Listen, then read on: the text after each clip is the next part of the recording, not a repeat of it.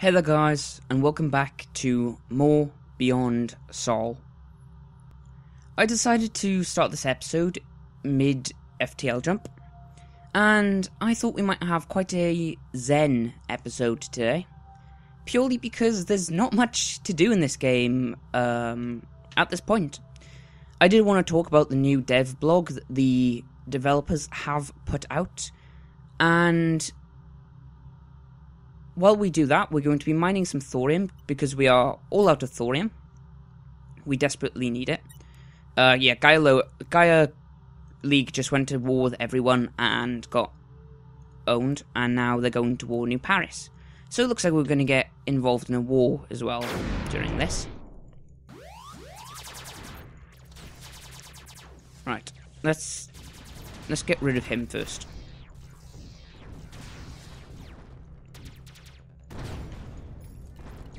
There's no other thing. My fleet just wrecked them. That's fair enough. Alright, now we need to just fly around and find some thorium asteroids. And then we'll return home once we have quite a bit of thorium. I'm looking for about 100. Right. So, the new dev blog. A couple of days ago, Paraxia Entertainment unveiled or released a new dev blog post in which they talked about the next upcoming updates. So in the next update, it sounds like they're focusing a lot on warmongering, as they're calling it. And why they're calling it warmongering is because what they are adding is... Do we have 2 drones? No, I don't. Not yet. There we are. Why they are calling it warmongering, they've all... Ah, man, I wanted to go to war with New Paris. Why they're calling it warmongering is because when a war starts, once you get a 100% war score, the war ends, and you don't have a choice in the matter. And this is something I talked about, I believe, in the last video, if not the video before that. How I said it was kind of silly how that works. The fact that... Oh, no. They're only going to take some credit. It's too far away. I'm not going to get there in time. Yeah, basically, when you hit a war score of 100, it's kind of silly how the war just ends. You don't have a choice to completely destroy the enemy city. It's just, it ends. It's done. The war's over. Well, what they're adding into the game is an effect called warmongering. And what it is when you get a 100% war score, the enemy city surrenders, and you can choose to accept the surrender or refuse. Now, if you refuse, you can continue to destroy their outposts. And if you do so, you get an effect. I'm not sure if it affects other cities or just... the one you're attacking, which is called warmonger, which is that the other cities think you are a warmonger. They think you are out for blood, and it's a negative defect. It's a negative. It's not. I was going to say debonus. I can't remember what it's. You know what I mean. It's a negative bonus. It's. Oh, there's more thorium over there. Basically, okay, I don't care, it's 2,000 credits. I get 9,000 a minute. I don't care about 2,000 credits. Where was I? Yeah, it's a negative effect. So other cities, it's like as if I was their rival. They will get a very heavy negative effect.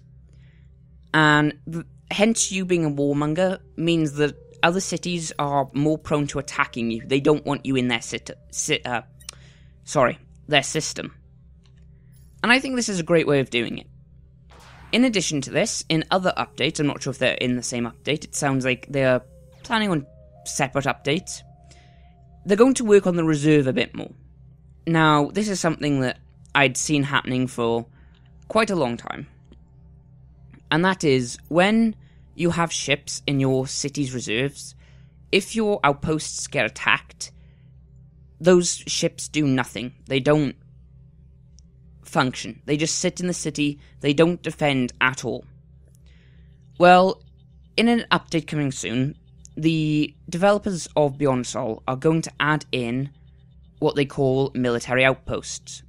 And again, this is an absolutely excellent way of doing it, I think. So the idea is you have, instead of a radar station, you build a military outpost.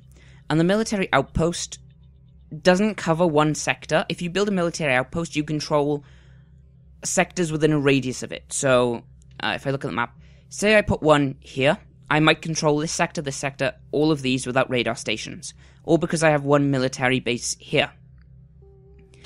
What that military outpost also does is, if any of those sectors get attacked, it will automatically send ships that are in your city's reserves to go defend it.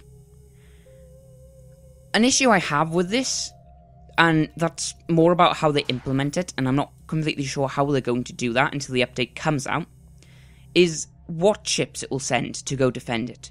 Will you be able to control that? Because I have 2 Tarasques in my reserve, I don't want them being sent out, because they're stationary ships, and they always end up being destroyed. And that's just a problem I have with what could possibly happen. We're going to go to this distress beacon. Mainly because we're going home now. I'm at 107 thorium. Oh no, we have some palladium as well. We have 85. I could also buy like a bunch of thorium. So, I'll live with it. Right, where was I? Yeah, as I said, the issue with the update that I have, and again, I can't say until it comes out, is that what ships it will send out. I really do hope they allow you to control what ships are going to be sent by the military outpost. Send that. You might also notice, by the way, I've got the Guardian. So you might notice the Guardian firing every now and again. It has a laser that heals or repairs ships' shields. I'm missing a piece of debris here.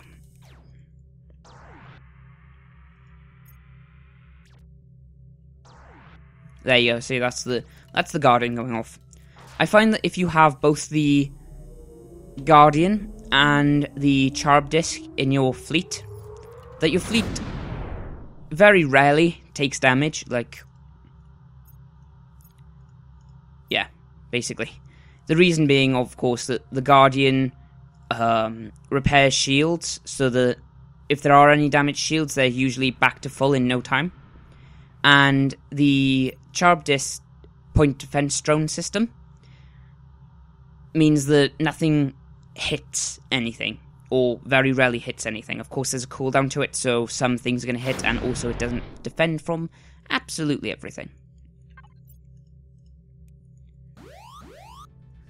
But yeah, I'm quite excited for the next updates for this game, and I can't wait to share them with you guys. I really hope you guys are enjoying the content. I really enjoy this game, and I've been looking into some other fellow YouTubers that have also done some content on this game. And I'm looking to perhaps starting up an IP system with them. I think if we did that, we'd control the system a bit more. We'd use the new... I wouldn't necessarily call them new. I bet there's a pirate station here. If there is, we'll attack it. I wouldn't necessarily call them new, but the options that have been added since I created this world, where you can now control what is in a system, how many cities there are to begin with, how fast they expand, and things like this. And I think me and maybe 1 or 2 others will be joining in with that. And hopefully we'll be able to either work together or fight each other. I don't know. I'm thinking perhaps doing it in kind of a roleplay aspect almost. Where... oh god, that costs so much, but I need to do it. There we are, 51 and 5. That's fine. I need 20 more titanium for that. I can get 20 more titanium.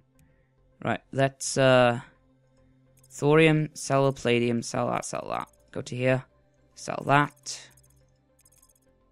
Oh god. Were we full then? I hope we went full. Let's get rid of that. Alright, let's buy like a crap ton of thorium.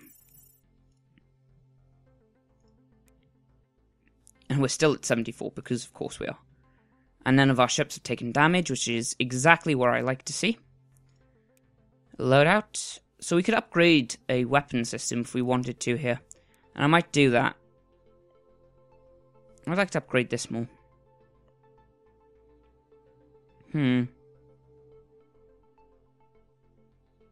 I do use this a lot, so we'll upgrade that. And we're almost ready to upgrade this as well, so I'm going to upgrade that as well. Systems should also be added to the game pretty soon, I think. I don't think they're going to be very long doing that. We could also build like a new Tekla Corp. I thought this was Tekla Corp then for a second. Could we build a Tekla Corp as a commercial center? Yeah, we could. Let's build a Tekla Corp. Yeah. There we are, Tekla Corp. Can we upgrade it? Yes, we can. The amount of income we lost from building that then, I think. I'm not terribly sure. It might be because of the fleet. If we get rid of the fleet. Wasn't I getting like 9,000 a minute? Yeah. I don't know what happened there. I thought I was getting 9,000 a minute earlier on as well. Maybe I was wrong. Right, cool. So now we can go to loadout. We can now buy these for ourselves. Although I'm not quite... I don't quite like these at all. Any of them. I think the emergency shields and the engine boost is excellent. Like, I think early on, these are probably the first things you should buy. Perhaps get a shield boost in a weapon. But later on, like at the stage of the game we're in now, I don't think they're completely necessary. Oh, of course, I was going to say, why can't I buy these now? I just bought Tekla Corp and upgraded it. That would be why. That also means we can buy the ships for the fleet now, can't we? Unfortunately, they're all like low upgrade. So we're going to have to upgrade them. I'll do that off camera. But yeah. I think that's been quite a zen episode, honestly. It's quite short.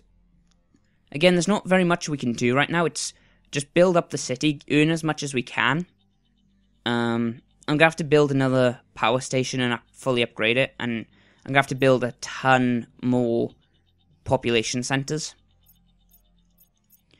I have a feeling that one day they're going to put morale in this game, where you have to build commercial centers in order to keep your morale high, or something like that. Like, your population could increase or decrease, or you might lose... Like, if your population is unhappy, you might lose income from your population, and you need to build commercial centers to help with that. But then again, commercial centers give you income, so I don't know. Anyways, guys, I've been Phoenix Cypher. I've been your host. Thank you for watching. Again, been quite a zen episode. I quite enjoy these zen episodes. I think they're quite laid back, and yeah. Adios, mis amigos. Thanks for watching.